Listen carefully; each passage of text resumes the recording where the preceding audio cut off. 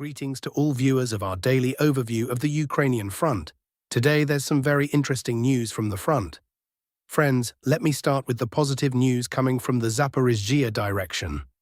So, we've received confirmation on Orikhiv. Earlier in today's first bulletin, I mentioned that Russian forces might have actually gained a foothold in Orikhiv, since reports had appeared of Russian infantry being spotted near Mala Tokmachka. Well, now we have precise data, and it's not very good news for the Ukrainian side. Russian forces have managed to gain a foothold in Orikhiv, and not just a foothold, but a solid advance. Essentially, half the town is already under Russian army control. That's not all. Russian forces have also gained a foothold in Preobrazhenka, and as you can see on the map, a significant part of it is likewise already under Russian control. I promised you there'd be positive news from this direction, and here it is starting to show. It looks like this advance was carried out quietly. Russian OSINT accounts weren't reporting on it. And only today did this latest data come in showing that a considerable part of Orikhiv is now under Russian army control. I have to tell you that Orikhiv's fate is essentially already sealed. I don't think Russian command will now give the AFU any chance to retake it. Russian troops there have most likely already built up substantial forces, and the Ukrainian army now has no chance of pushing them out. Once again, we can see the results of the strategy of glide bomb strikes combined with the Ukrainian army's shortage of infantry paying off. A town Russian forces couldn't even approach for 3 years has now been taken roughly half over in a couple of weeks, with far fewer forces than would previously have been required. In fact, Ukrainian forces had built up such strong defenses there that taking it seemed almost impossible. Now the front on the Zaporizhzhia direction is taking on a whole new dynamic. This is the second town in Zaporizhzhia region, after the regional capital itself. As you can see, the town is ideally positioned for defense. Without taking it, there's no way to advance west or north. It's been like a bone in the throat, and now it seems its turn has come. I think it will be taken by the end of the month, and that will completely change the picture for the regional capital, Zaporizhzhia. Beyond it, there are no serious obstacles all the way to the city itself, and the city of Zaporizhzhia is simply enormous. It had a population of around 700,000, so just under 1 million. For any European country, that's a very large city. I'm not even sure Russian forces have enough strength to storm it, but I do know Ukrainian forces don't have enough strength to defend it. This is an extremely important advance by Russian forces that could have far-reaching consequences for the Ukrainian army and the city of Zaporizhzhia. It looks like this could turn out to be a rather unpleasant response to the attempted blockade of Crimea.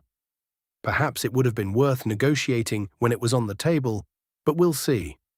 For now, what we have is that half of Orikhiv has practically been taken by Russian forces. I'm eagerly awaiting objective control footage from there. Making forecasts isn't a great thing to do, but I do have a sense that the issue there will be resolved by the end of this month, given the problems the AFU is having with infantry.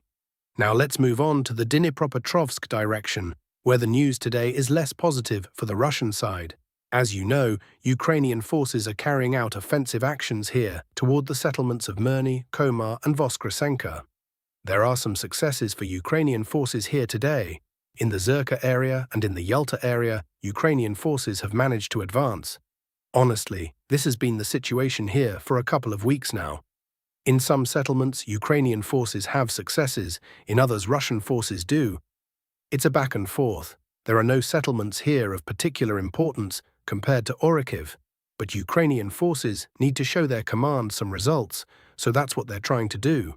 There are also reports that Ukrainian forces here are worn down and unable to carry out large-scale offensive operations. All their advances are happening in small groups and are very limited.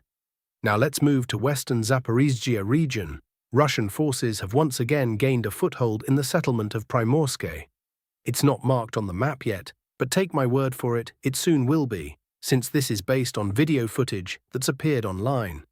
Pavlivka, as I mentioned earlier, is now fully under Russian army control, and the advance is already reaching the western outskirts of Orikhiv, meaning we may soon see not only a powerful push toward the town from the south, but quite possibly a Russian entry into the town itself from the west as well. Now let's move further east on the map. Over the past day, objective control footage came in, confirming that Russian forces have pushed the line of contact forward near the settlements of Bilohirya and Luhove, securing them against possible Ukrainian counterattacks and straightening the front line along the tree line. The total area gained here came to 4.5 square kilometers. A bit further north, earlier reports indicated Russian troops are shifting the line of contact from east to west, advancing on a broad front toward the road leading to Orikhiv, as well as toward the settlements along that road. The front line is gradually being cleared and straightened from Novoselivka to Lizna. Mopping up operations are underway in these areas now, and we're waiting on fresh objective control footage on further advances. Let's continue on the map, into Kharkiv region, the Velike Burluk direction. Earlier reports said Russian forces were advancing toward the settlement of Chorn and had already gained a foothold on its outskirts, and that troops were moving from Ivashkin toward Aniskine. Today, objective control footage confirmed that the entire settlement, along with the adjacent territory to the north, has fully come under Russian army control. The area gained here totaled 4.8 square kilometers. Fighting is already underway for Vodiane, and overall Russian forces are moving from Chuhunivka toward Olkovatka.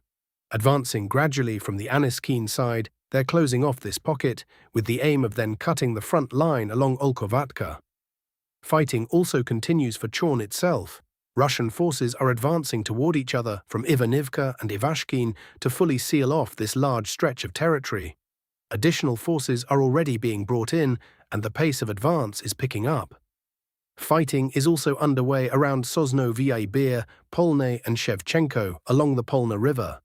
There's no new data on Petropavlivka for now. Moving on to the Sumy direction, offensive operations continue here from Mohritsia toward Yunakivka and Marino, aimed at fully encircling a stretch of territory that has held out until now. Russian forces still can't get close to Sadki, since AFU supply lines run through the tree lines there, and the defensive position itself is fairly strong. The forested areas are well suited to fortifications and trenches, so Russian command has decided not to get drawn into fighting for those tree lines directly, and instead to seal off the area and cut Ukrainian supply routes while increasing pressure. The AFU is currently moving reserves in to hold the defense, but if Russian forces do manage to close off this pocket, then by the end of summer, I think we'll see it come fully under Russian control, with the front line straightening out noticeably. That would open the way for Russian forces to increase pressure on Krapovshchina, Marino, and further on, through the tree lines and fields, toward Kharkiv. As for the Hukiv direction, here too the AFU is bringing in reserves, while Russian forces are moving from Ulanove and Mala Slobidka toward Sukhodil, aiming to seal off this area as well, cut it off, and then apply pressure on the adjacent territory further west on the map. We'll keep watching how this develops. Let's move into today's broader news agenda. First, some concerning numbers on the economic front for Ukraine. Projections suggest that Ukraine's agricultural exports for the 2026-2027 season could fall by more than half, and the reason comes down to the strikes on Odessa's ports. Ukraine's Ministry of Agrarian Policy is now putting the export volume at around 29.6 million tons. That's 54% below the previous forecast of 64.4 million tons. Wheat exports specifically are expected to drop by 53%, down to just 8.3 million tons. This matters because agriculture accounted for more than half of the country's export revenue last year. It's not a side sector, it's one of the pillars of the Ukrainian economy. And the reason for the collapse is straightforward. Russian strikes have disrupted the Black Sea ports that handle the bulk of Ukraine's grain exports. As for alternatives, the Danube route is limited right now due to drought, and rerouting cargo overland through Romania, Slovakia, and Hungary simply isn't going to make up for the lost port capacity. So this is a real structural hit to Ukraine's export economy, not just a temporary dip. Now over in Germany, something a bit more unusual. 6 unidentified drones were spotted overnight above a military base in the town of Mechanic, and this one caught the attention of German security services for good reason. This particular facility isn't just any base. It stores equipment and spare parts for Bundeswehr hardware, and it's also where specialists work on repairing American Patriot systems. So you're talking about drones flying over a site directly tied to Patriot maintenance at a moment when Patriot availability is already a sensitive topic across Europe. Who was flying them and why they were there hasn't been established. No claim of responsibility, no explanation, just 6 drones over a sensitive facility and a lot of unanswered questions. And that brings us to the story I already covered from the Atlantic on the US position toward Ukraine, which honestly ties all of this together pretty neatly. The support, the hardware shortages, the diplomatic hesitation. Between the loss of export revenue, uncertainty around the defense infrastructure that keeps systems like Patriot running, and Washington's cooling posture toward Kyiv, the overall picture forming here is one of Ukraine facing pressure on multiple fronts at once: economic, military, industrial, and diplomatic, all converging around the same period. Let's turn to the Iran track now, because there's a genuinely significant development brewing there. U.S. Treasury Secretary Scott Bessent said the United States and Iran could sign a new agreement within days, possibly as soon as August 7th or 8th.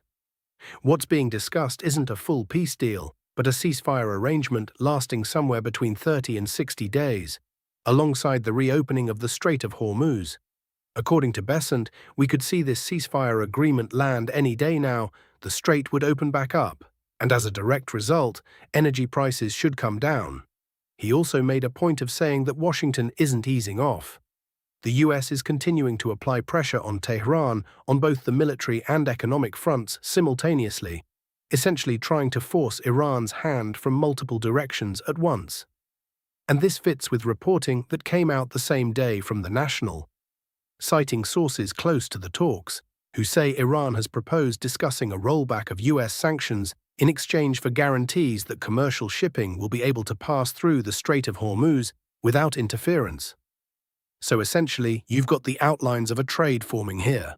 Sanctions relief for Iran in return for guaranteed freedom of navigation through one of the most critical choke points in the global energy trade. Worth remembering just how much is riding on this strait specifically.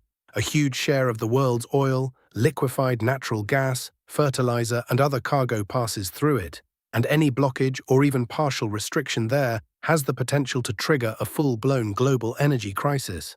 So if this ceasefire and reopening actually materializes in the next day or two, as Bessent is suggesting, that's not just a regional story. That's something that could move oil markets globally almost immediately.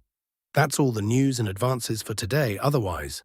To sum up, over the past day, 33.3 square kilometers of territory came under Russian army control. Fighting continues along the entire front line, but the Zaporizhzhia and Orikhiv directions have become especially active right now. Reserves are being pulled in there, and Orikhiv is gradually coming under full control. Russian forces are advancing on a broad front from both east and west, aiming to cut the single supply road running from Zaporizhzhia to Orikhiv.